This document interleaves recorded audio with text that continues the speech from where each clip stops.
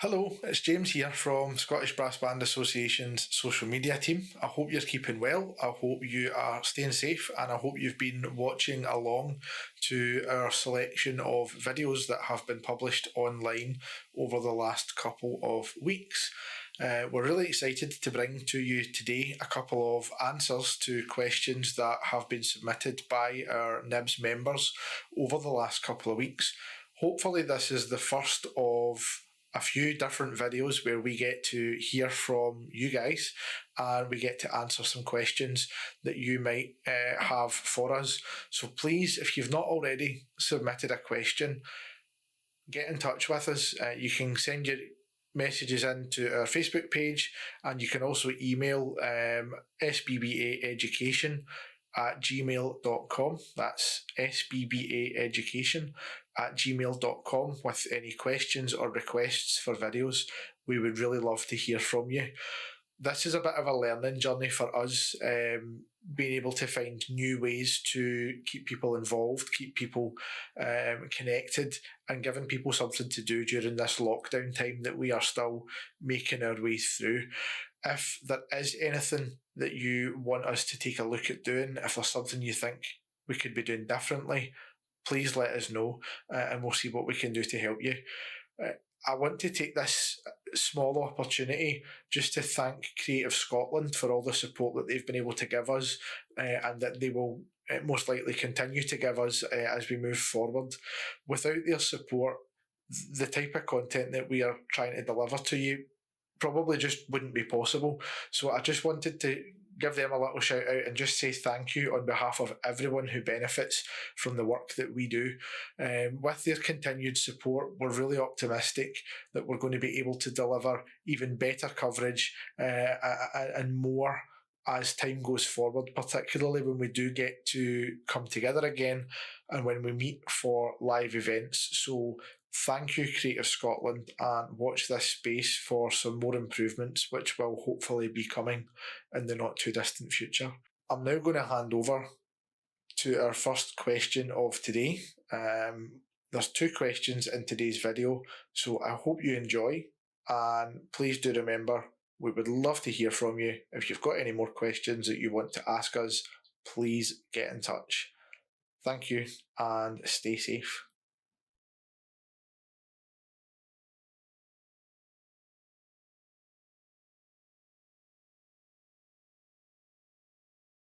Hi Mr. Porthouse, I hope you and your family are well. I am a baritone player and my question for you is, what techniques should I use to improve my breathing? Thank you so much. Hi, and welcome to everybody in the NYBBS organisation. I'd like to welcome Harry, who's joined me today to do some demonstrating. Our first question was on the subject of breathing.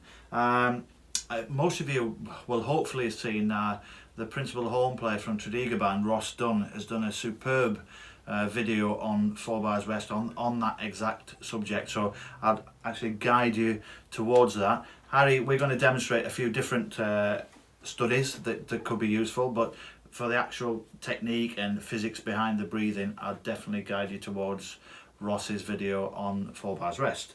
So, but Harry, we're going to use the Arbon tutor for a few exercises. Just for your reference, if you want to try these at home, if you've got the Boozy and Hawkes edition Arbon, which is the one most of us have got, if this is page 34, number 32, or if you've got the Carl Fisher edition, it's page 32, number 32. So, and it's in the 6/8 section. So we're going to put Harry through his paces here. So this is to push our breathing to the maximum and see how we get on. So we're going to play, it's marked staccato, we're going to play legato, so that Harry's going to use as much air as quickly as possible. So Harry, if we do about that tempo, be da da boo dee dee, one and right, much louder, much louder.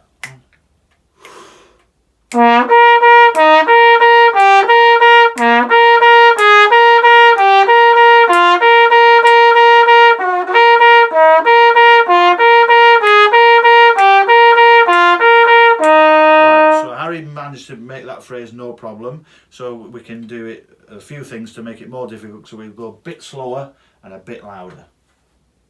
Right.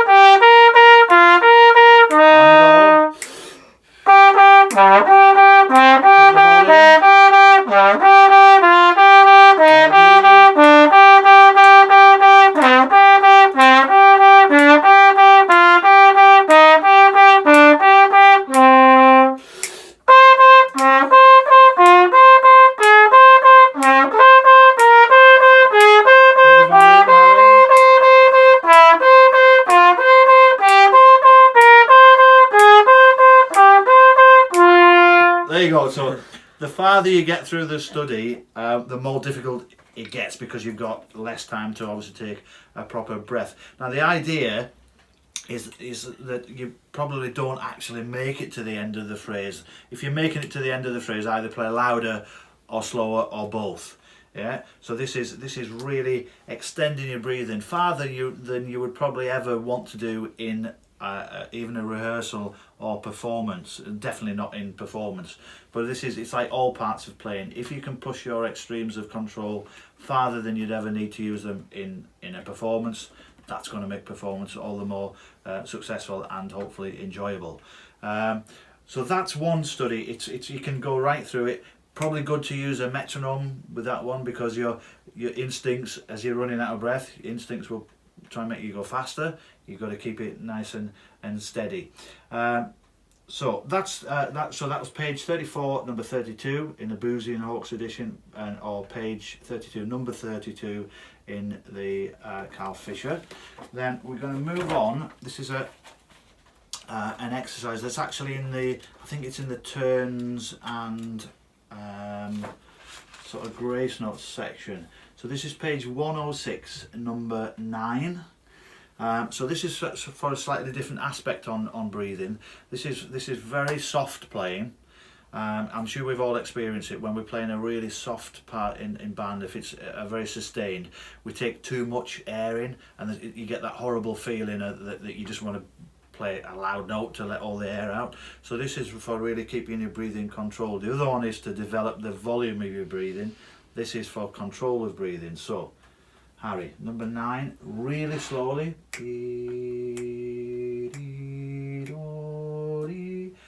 And pianissimo. 3.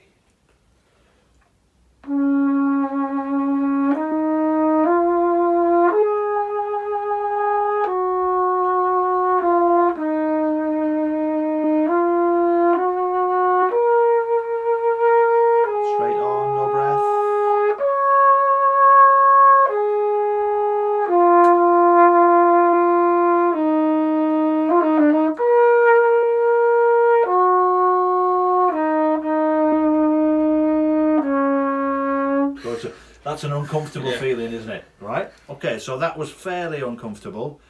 Now let's do it again. Slower and quieter. 2, 3, 4.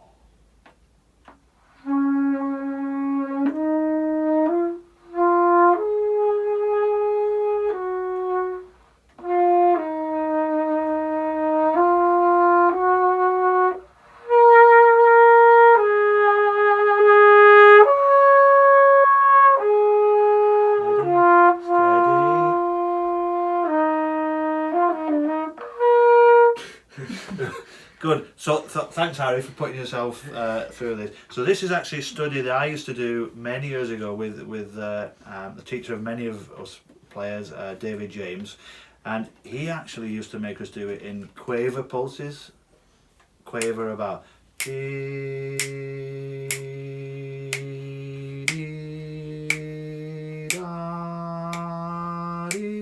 So the study is 4 lines long, but it takes about 6 minutes to play it if you play it at that tempo. I only ever got through the whole thing once, and by the end of it you're shaking and sweating, and I got to the end of it and I thought, yes, I've done it once with him, and I got to the end and he was 6, 7, beginning. And he made me, and I managed about 1 bar, and that was it. But it's a really good study. Page 106, number 9 in the Boozies one, and I'm sure you can find it in the other book. But that's a really good study to work on controlling your breathing, so that you actually keep your breathing really low and relaxed. Try and keep your shoulders relaxed. As you get more tense and you want to let the air out, everything will go high.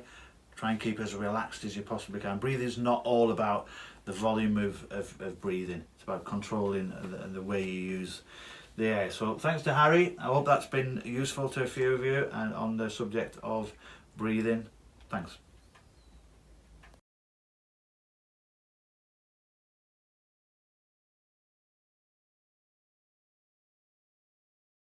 Hi Ian. My question is, what has been the biggest highlight of your playing and conducting career so far?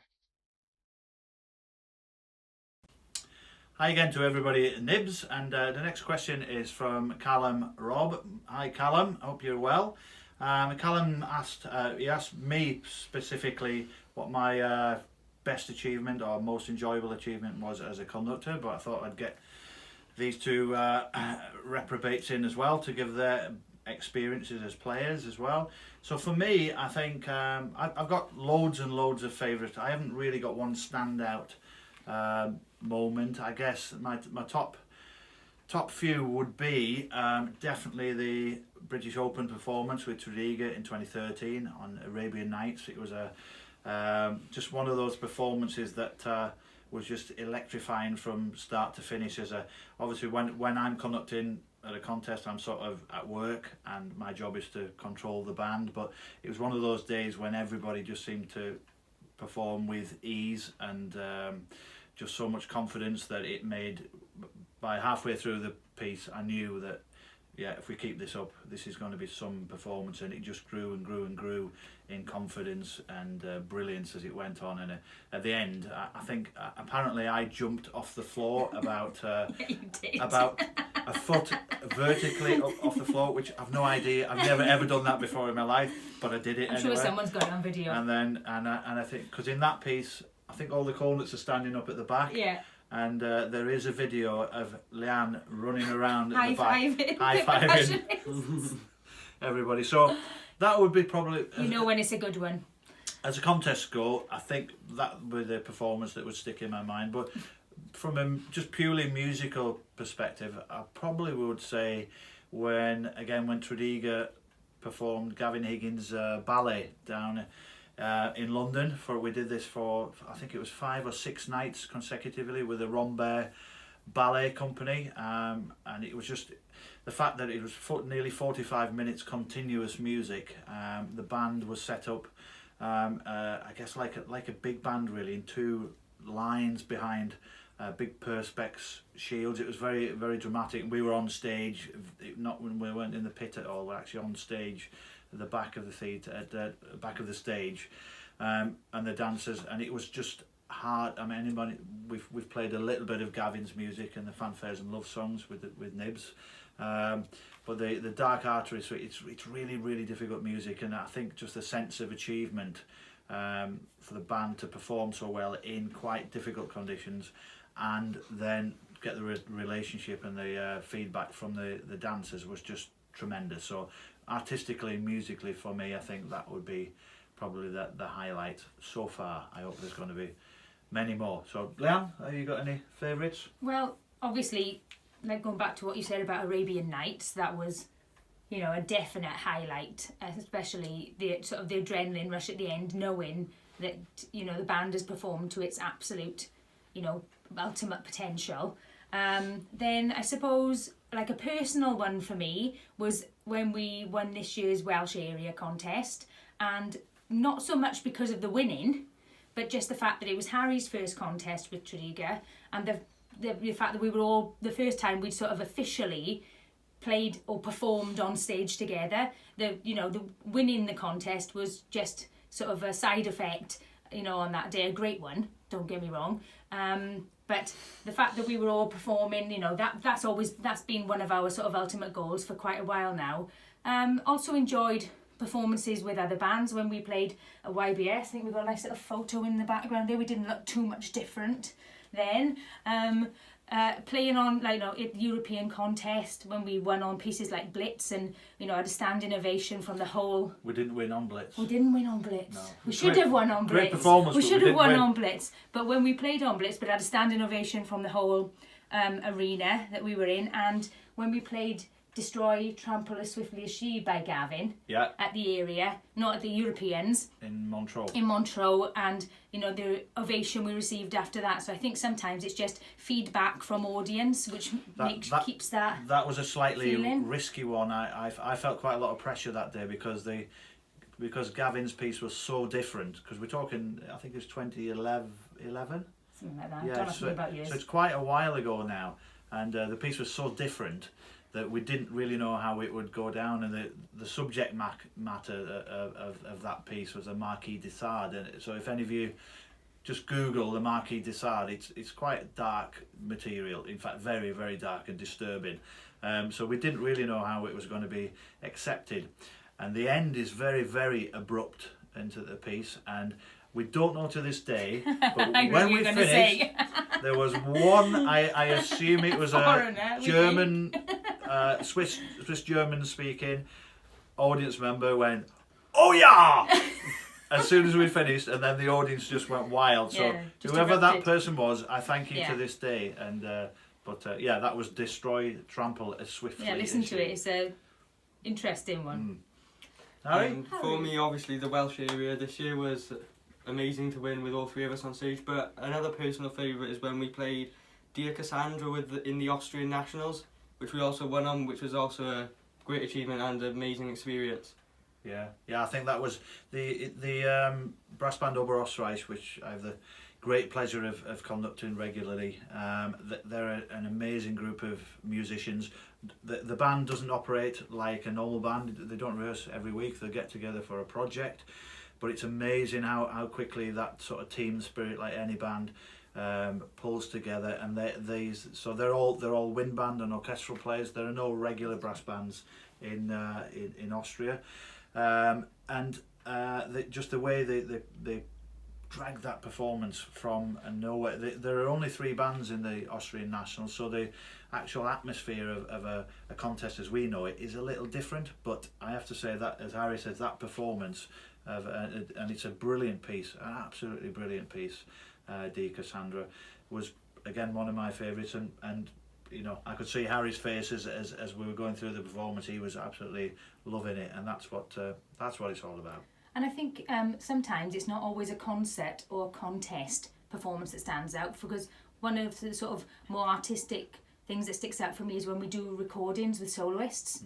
And one of the ones we've done, well, a couple of the ones we've done recently, one with Glenn Van Looy, was absolutely amazing. Just to be part of an accompaniment with such an amazing player, listening to him recording was phenomenal, wasn't it? Yeah. And then we did one shortly after with Ross Dunn from Tredegar, who's the principal horn of Tredegar, and his CD is due out soon, and outstanding. Just the absolute level of playing. You just learn so much from these people. Because I'm sure you've all done recordings. It can be quite an alien situation recording, but if you get players of Glenn and Ross's quality, and Chris Davis Chris Davis, the previous principal horn with the band. Yeah, when the soloists are playing to that level, it lifts the level of the band and the consist. If you're a soloist and you're playing really difficult music, you don't want the band to be messing up so that you've got to retake. So they're quite organic, aren't they? Those weekends. So inspirational. Yeah. Doesn't have to be a performance on with an audience. No. And we could talk all day about. I could talk all day about other, as a player, things that stick in your mind. But it's just amazing the effect that music can have as a group, and it's always that group situation that brings out that feeling of I guess it's just artistic collaboration, isn't it? That really inspires the players and then hopefully the audience. So there we go. We've probably babbled on far too long for that answer. Enjoyed that far too much. If the whole band send questions, it'll take us 3 months to record them. But send them in. That's probably okay at the moment. Yeah. So thanks. I hope everybody's well, and really, really hope we can see you in person very soon. Thanks. Stay safe.